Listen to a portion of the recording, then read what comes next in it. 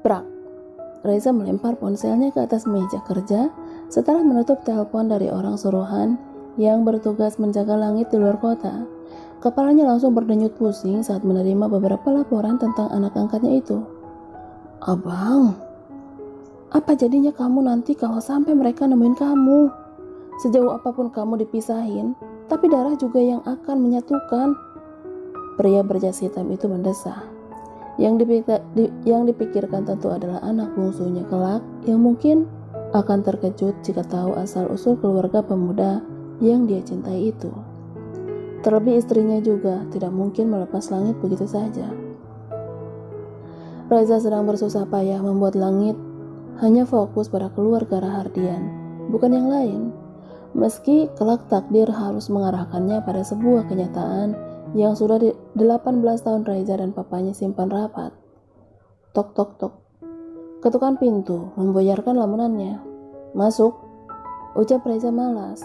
Seorang pria yang beberapa tahun lebih tua darinya itu masuk dan menunduk hormat. Kemudian mengangguk saat Reza menyuruhnya untuk duduk. Terima kasih Tuan. Kamu yakin? Tanya Reza tanpa basa-basi lagi yang langsung ke inti permasalahannya. Yakin Tuan, ini lebih cepat dari yang kita duga, ucapnya serius. Reza membuang nafasnya kasar. Dia menyadarkan punggungnya di sandaran kursi kerjanya. Terus awasi dan perketat semuanya, tapi jangan sampai langit curiga kalau kalian ada di sekelilingnya. Titah Reza penuh penegasan, tidak ingin dibantah. Siap Tuan, kami akan terus mengawasinya 24 jam penuh. Reza mengangguk kemudian menyuruh pria itu keluar dari ruangannya. Gue balik duluan ya, seru Langit kepada 3 temannya saat di parkiran mobil universitas tempat dia mengemban ilmu hampir 3 tahun ini. Mobil hitam mewahnya membawa dia kembali ke apartemen setelah hampir 8 jam dia berada di kampus. Mbak Neni, panggil Langit kepada wanita muda yang bertugas membersihkan apartemen dan juga menyiapkan semua keperluannya. Iya Den, saut Neni dari dalam gudang kosong. Mbak ngapain di sini? Tanya Langit bingung. Ah, enggak, jawabnya sambil menggaruk kepalanya yang tidak gatal. Mbak, hari ini masak nggak? Aku lapar banget. Masak dong Den, saya angetin dulu ya, ucapnya sambil berpamitan menuju dapur. Ya udah, saya mandi dulu deh. Langit bergegas ke kamarnya. Dia melempar tas punggungnya ke sofa, kemudian berbaring di tengah kasur untuk merebahkan sejenak tubuhnya yang terasa begitu lelah. Matanya mulai dia pejamkan, namun baru dia detik lamanya dering ponsel di saku celana menggangkitkannya. Sayang, mata yang tadinya ingin terpejam pun kini terbuka lebar saat tahu siapa yang menelponnya saat ini. Halo Yang, sapa Langit. Dia tersenyum simpul seperti biasanya seakan sang kekasih sedang ada di hadapannya. Halo, abang di mana? Tanya si bungsu.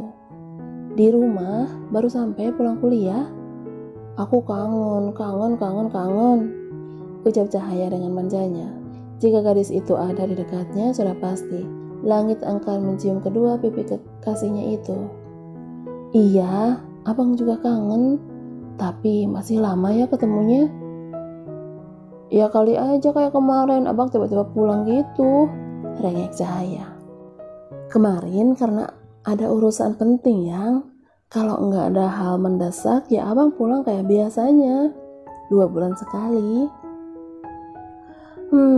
Asal jangan 3 tahun sekali ya, kekeh Cahaya.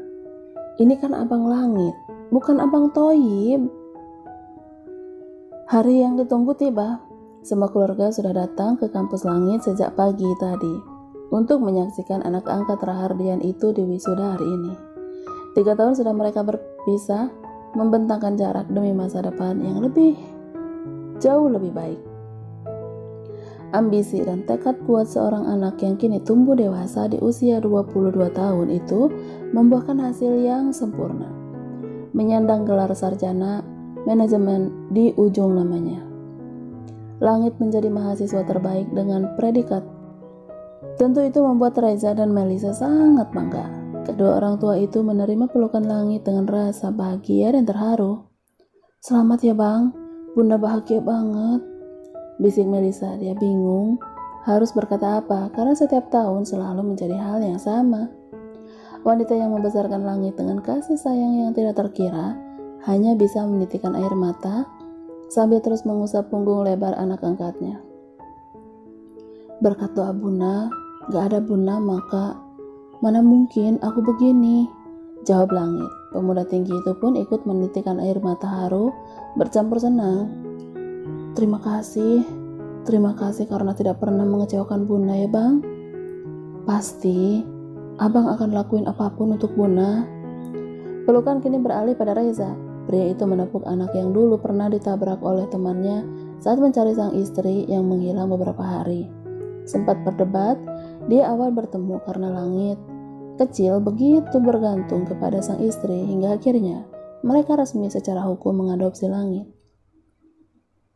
Langit Rahardian Wijaya, sebuah nama keluarga yang diberikan Reza belasan tahun silam, berharap dia akan tumbuh menjadi bagian dari keluarga tanpa membedakan dari anak-anak kandungnya yang lain. Langit, air, bumi, dan cahaya memiliki nama yang sama, kasih sayang yang sama, dan mendapat fasilitas yang sama. Mereka tumbuh bersama sedari kecil, namun siapa sangka Langit dan Cahaya memiliki rasa lebih dari rasa sebagai kakak dan adik. Itu membuat Reza semakin berambisi menjadikan Langit pegangan untuk putri satu-satunya. "Tugasmu sudah di depan mata, bersiaplah." "Pasti Om, aku akan melakukan yang terbaik." Usai acara wisuda dan berfoto, mereka melanjutkan makan siang kemudian kembali ke apartemen Langit untuk beristirahat karena hari sudah petang. "Mau di sini dulu atau langsung pulang, Bang?" tanya Melisa setelah makan malam. "Pengennya sih di sini dulu, Bun. Ada acara sama teman-teman. Boleh nggak?" izin Langit. "Boleh, kita pulang duluan kalau gitu ya besok." Ada raut kecewa di wajah tampan Langit. Sebenarnya dia ingin keluarganya tetap di sini bersamanya, tapi dia sadar diri dengan kesibukan Reza di kantor. "Kenapa? Gak mau ya kita pulang?" goda Melisa yang tahu alasan perubahan wajah anaknya itu. Iya Bun," jawabnya dengan senyum malu. "Adik-adikmu masih sekolah, mereka cuma izin 2 hari. Nanti di sana kita kumpul lagi kan?" ucap Melisa. "Iya Bun, makasih banget ya udah urusin abang sampai hari ini. Abang ketemu orang-orang baik kayak kalian." Meski kalimat itu sudah beribuan kali dia ucapkan, tapi tetap saja rasanya tidak pernah puas. "Sama-sama, Bunda cuma lakuin apa yang seharusnya seorang ibu lakuin. Jadi berhenti berterima kasih, karena kami sudah membalasnya dengan menjadi anak baik. Jujur, itu sudah lebih dari cukup untuk Bunda. Abang sayang kalian." Langit berhambur memeluk Melisa sambil berjanji tidak akan pernah mengecewakannya untuk hari ini, esok, lusa, dan selamanya. "Abang, boleh minta sesuatu?" pinta Langit. "Mau apa?" "Abang mau ngenalin Caca ke teman-teman abang. Mereka penasaran sama calon istri abang." 2 bulan berlalu. Langit sudah kembali menetap bersama keluarganya. Namun, mereka tetap tinggal berpisah dengan cara Langit ikut papa dan mama. Reza tidak ingin putri bungsunya semakin bergantung kepada Langit sebelum waktunya tiba. "Opa, Oma, Abang," teriakan Cahaya dari pintu utama membuat 3 orang yang sedang sarapan menoleh secara bersamaan. "Dek, sini sayang," sapa mama yang senang dengan kedatangan cucu perempuannya itu. "Pagi semuanya." Cahaya mencium kedua pipi pasangan parubaya itu secara bergantian, tapi tidak terhadap Langit, justru dialah yang mendapat ciuman. "Pagi sayang," sapa pria berjas hitam itu. "Pagi juga abang." Cahaya menarik kursi di sisi Langit untuk ikut sarapan bersama. 2 bulan ini gadis cantik itu sering datang pagi-pagi hanya untuk menemani Langit menikmati makan paginya sebelum berangkat ke kantor. "Kapan kalian menikah?" tanya papa tiba-tiba. Langit dan Cahaya menoleh secara bersamaan kepada pria parubaya itu. "Kapan bang?" tanya Cahaya menyikat lengan kekasihnya. "Abang belum punya apa-apa opa," jawab Langit malu. Baru 2 bulan kerja, belum bisa kasih yang layak buat adek. Tampaknya lirih, sedih jika dia melihat gadis di sisinya itu sudah terlalu lama menunggu kepastian dirinya. Opa hanya takut tidak bisa menyaksikan cucu cantik Opa ini menikah. Hanya itu yang Opa inginkan. Kakak ayah dan bu mereka laki-laki. Sudah tentu jalan mereka masih panjang. Sedangkan adek, jodohnya sudah di depan mata. Akan abang segerakan, Opa, ucapnya mantap sambil menggenggam tangan Cahaya. Cahaya memang tidak seperti kedua kakaknya. Reza meminta si bungsu untuk melanjutkan jenjang pendidikannya itu secara online. Dia tidak mau gadis kecilnya itu lagi-lagi pingsan di kampus, membuat semua orang panik dan khawatir. Abang berangkat ya? Pamitnya saat selesai sarapan. Dia bangkit dari duduknya setelah mencium takjim kedua punggung tangan opa dan omaknya. Cahaya sudah bergelayut manja di lengan langit mengantar pria itu sampai di garasi mobil mewahnya. Mau di sini? Apa mau pulang lagi? Tanya langit saat keduanya sudah di depan pintu utama. Di sini aja, abang nanti pulang makan siang gak? Abang ada meeting, sekalian makan siang. Kita keluar nanti malam aja ya? Siap bos, kakak Cahaya. Gadis cantik itu langsung mendapat banyak ciuman dari seluruh wajahnya, kecuali di bibir renumnya. Abang pengen ini yang godanya. Tunggu halal, ini tuh masih perawan orisinal. Hei, kamu pikir bibir abang second? Keduanya tertawa bersama saling memeluk. Semenjak permintaannya disetujui Reza, dua pasangan yang cukup lama menjalin hubungan diam-diam itu kini tidak lagi bersembunyi. Langit tidak pernah menutupi perasaannya jika sedang bersama Cahaya di depan siapapun. Dia ingin semua orang tahu jika hati dan raganya hanya milik kekasih kecilnya yang manja. Bahkan Langit tidak pernah mengakui Cahaya sebagai kekasih, melainkan calon istrinya. Abang hati-hati di jalan ya. Iya, abang sayang kamu. Tunggu abang pulang ya. Cahaya mengangguk, kemudian melambaikan tangannya saat Langit benar-benar sudah keluar dari gerbang rumah yang menjulang tinggi itu. Kebahagiaan yang bisa ia dapatkan dengan cara sederhana. Seulas senyum tidak lepas dari bibir ranumnya yang kembali masuk ke dalam rumah. Papa mau mereka menikah sebelum terlambat. Hujan yang kaget langsung meringis kesakitan saat tubuhnya lagi-lagi dikungkung oleh air di dinding bawah tangga. Lepasin, Ai. Cetus Hujan yang tidak suka dengan cara air yang selalu menarik paksa dirinya secara tiba-tiba. Ayo tanya. Pintanya sedikit memaksa karena air semakin merapatkan tubuhnya. Gadis itu menarik nafasnya dalam-dalam lebih dulu. Udah makan belum? Hujan yang jengah selalu saja dipaksa air untuk banyak bertanya. Mau apa nanya gue udah makan? Air malah balik bertanya. Kan lo belum makan, kita bisa makan di kantin? Tukasnya dengan nada ditekan karena menahan kesal. Oke, lo yang ngajak ya. Air meninggalkan Hujan begitu saja, tidak peduli meski gadis itu sedang mengumpat marah kepadanya. Gila, dasar cowok aneh, teriak Hujan. Air hanya tersenyum sambil terus melangkah menuju kantin kampus. Tidak disangka, ternyata keduanya masuk universitas yang sama. Meski beda jurusan, Air yang memilih fakultas ekonomi jurusan manajemen bersama Bumi, sedangkan Hujan masuk fakultas kedokteran. Meski tak setiap hari bertemu, tapi ada saja saat mereka berdua tidak sengaja berpapasan di lorong, kantin, maupun tangga. Tentu itu menjadi kesempatan bagi Air untuk mengganggu Hujan. Entah kenapa, otaknya tidak bisa mengeluarkan jurus rayuan maut kepada gadis itu. Justru sikap jahil dan usilnya yang dia tunjukkan kepada Hujan. Air senang mendengar jeritan kesal gadis galak itu, apalagi jika raut wajahnya sudah merah menahan emosi yang siap meledak. Brak. Hujan menaruh tas dan beberapa barangnya di atas meja dengan keras, sampai beberapa mahasiswa menoleh ke arah mereka. Dia duduk di hadapan Air yang bersandar di punggung kursi. Tangannya yang dia lipat di dada membuktikan betapa santainya dia saat ini.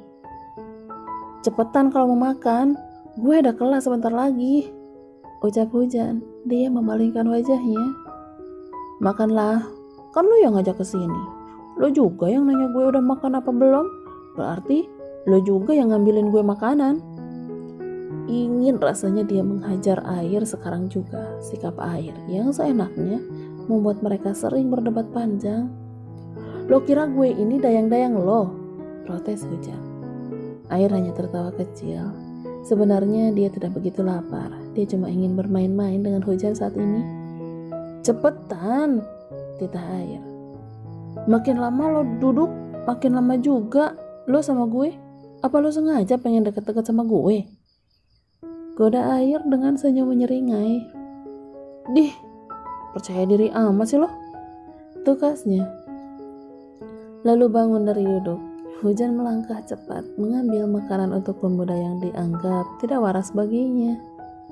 Mungkin Hujan adalah satu-satunya mahasiswi di kampus ini yang tidak menggilai sosok air dan bumi. Udah, gue mau ke kelas, pamitnya asal pada air. Lo gak mau nemenin gue makan? Enggak, jawab Hujan cepat. Tapi gue mau lo nemenin gue. Hujan tetap merapikan barangnya dan bersiap untuk pergi. Lo mau duduk lagi atau lo nyuapin gue makan? Ancam air tidak main-main karena ada keseriusan di binar matanya. Enggak dua-duanya. Harus pilih salah satu. Tukas air semakin menekankan ucapannya. Bisa gak sih lo? Gak maksa-maksa mulu? Dan lo bisa gak sih jangan ngomel mulu? Air membalikkan perkataan Hujan. Nyebelin banget, dasar lo. Apa? Lo mau ngatain gue apa? Tantang air. Dia tahu gadis galaknya itu pasti sedang mengumpat dalam hatinya. Dasar cowok playboy, mulai sekarang lo gue panggil air comberan. Berisik. Bumi yang tiba-tiba datang langsung duduk dan menyambar makanan air yang belum disentuh sama sekali. Hujan yang melihat semakin kesal dengan tingkah dua anak kembar yang sangat terkenal ketampanan juga kekayaannya. Apalagi saat Bumi mengganti mobil sportnya yang hanya ada 3 di seluruh dunia, para gadis semakin gencar mendekat. Tapi bukan Bumi namanya. Jika dia meladeni parade gadis tersebut, dia cukup tersenyum kecil saat disapa atau mengucapkan terima kasih ketika ada yang memberinya sesuatu. Dasar kembar sial. Umpat Hujan lagi. Gadis itu benar-benar pergi meninggalkan Bumi yang dengan lahapnya menyantap makanan yang dibawanya.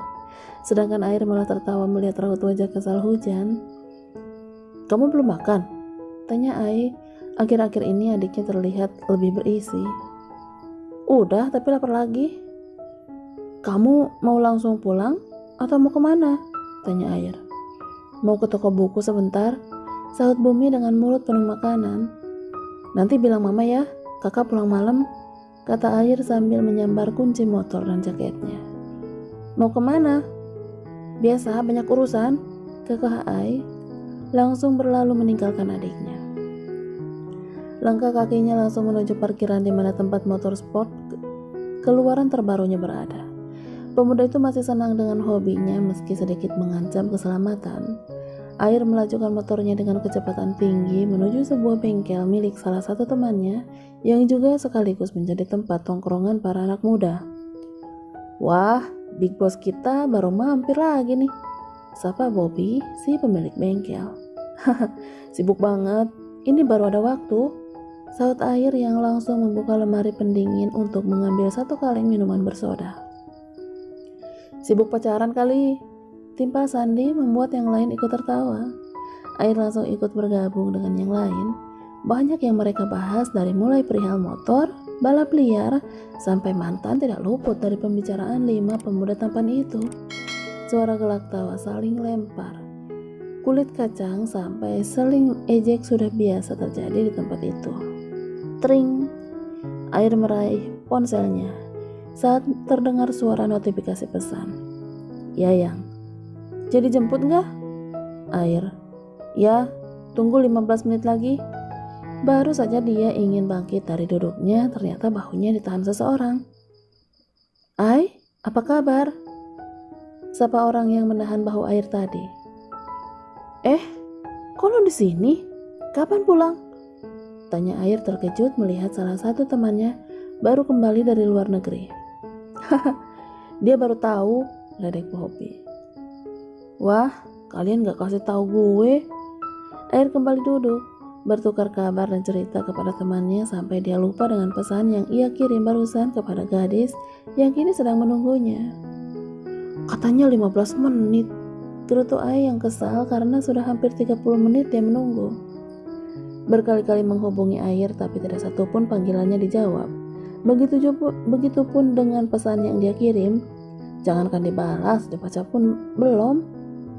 Gak biasanya Air begini, kalau aku minta jemput pasti langsung datang, gumamnya lagi sambil mengusap layar ponselnya. Apa dia lagi sama pacarnya? Tapi tadi bilang hari ini cuma mau ke bengkel. Yayang terus saja berbicara sendiri, mencoba menebak-nebak apa yang terjadi kepada pemuda yang lebih dari 1 tahun ini begitu dekat dengannya. Gadis itu semakin kesal karena pasti anak-anak sudah menunggu mereka seperti biasa.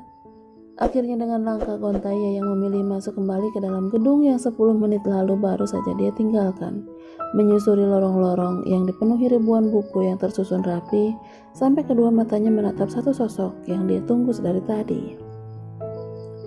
Ya ampun, ditungguin ternyata di sini. Suara seorang gadis mengalihkan fokus Bumi yang sedang memilih beberapa buku di tangannya. Pemuda itu mengernyitkan dahinya saat si gadis yang entah berasal dari mana malah bergelayut manja di lengannya. Yuk cepetan, anak-anak udah pada nungguin pasti nih, ajak Kayangan yang langsung menarik tangan Bumi. Tunggu, aku mau bayar dulu, ucap Bumi yang ditarik paksa oleh gadis yang belum dia kenal secara seksama. Oh, oke, kita ke kasir. Kekaya yang keduanya membelokkan langkah ke arah kasir untuk melakukan transaksi pembayaran. Biasanya Bumi akan marah jika ada orang yang salah mengenalnya sebagai Air. Tapi entah kenapa, hari ini dia hanya diam saat ada seseorang gadis terus saja memaksanya berjalan dengan cepat. Bumi sesekali tersenyum saat mendengar omelan gadis itu yang entah apa yang dia bicarakan. Mau kemana? Tanya Bumi. Parkiran cepet, jawab Kayangan. Parkir mobil di sana. Bumi menunjuk mobil sportnya yang terparkir rapi dekat pohon besar. Tumben bawa mobil, biasanya bawa motor. Bumi tidak menjawab, dia hanya tersenyum simpul. Kini justru dia yang menarik lembut lengan Yayang menuju mobilnya. Bumi membukakan pintu sebelah kiri untuk gadis itu sedangkan ia masuk lewat pintu sebelah kanan. Mau kemana? Tanya Bumi sambil menyalakan mesin mobilnya. Biasa ke tempat anak-anak di persimpangan jalan depan. Abis itu kan kamu janji mau traktir aku es krim di kedai dekat museum. Oh. Selama menuju persimpangan jalan, gadis di sebelahnya itu terus berceloteh. Ada saja yang dia bicarakan. Sungguh mirip sekali dengan Cahaya, pikirnya. Parkir di sini aja. Mobil boxnya udah nunggu dari tadi pasti. Kamu sih lama banget, pasti pacaran dulu, ya kan? Tuduh Yayang dengan menunjuk wajah Bumi dengan jarinya. Hah? Aku mana punya pacar? Ucap jujur Bumi. Kayangan tertawa sambil terbahak-bahak memegang perutnya. Ada bulir cairan bening di ujung matanya saat tawanya mulai sedikit terhenti. Kamu bilang gak punya pacar? Lalu yang setiap hari sama kamu itu siapa? Selir, kekeh Kayangan. Aku gak punya pacar, sumpah. Oke deh, aku percaya. Kayangan langsung turun meninggalkan Bumi yang masih di dalam mobil mengusap tengkuknya sendiri. Aku tuh kenapa sih? Kok deg-degan begini ya? Terus ini apa lagi? Aku di mana? Mau apa aku antar dia ke sini? Bumi mengedarkan pandangannya menelisik persimpangan jalan tempat mobilnya kini terparkir. Matanya terhenti saat melihat sosok gadis yang tadi bersamanya sedang memeluk anak-anak secara bergantian. Gadis itu membalikkan badan kemudian melambaikan tangannya. Aku? Mau apa ke sana? Gumamnya bingung. Tapi karena rasa penasaran akhirnya Bumi turun juga. Dia melangkah santai menghampiri gadis tadi. Dia tersentak kaget saat beberapa anak mulai berhambur memeluknya. Tubuhnya yang tidak siap mulai terhuyung 2 langkah ke belakang. "Kakak kok lama?" tanya salah satu anak yang memakai jepit rambut yang terlihat sudah lusuh dan besinya pun berkarat.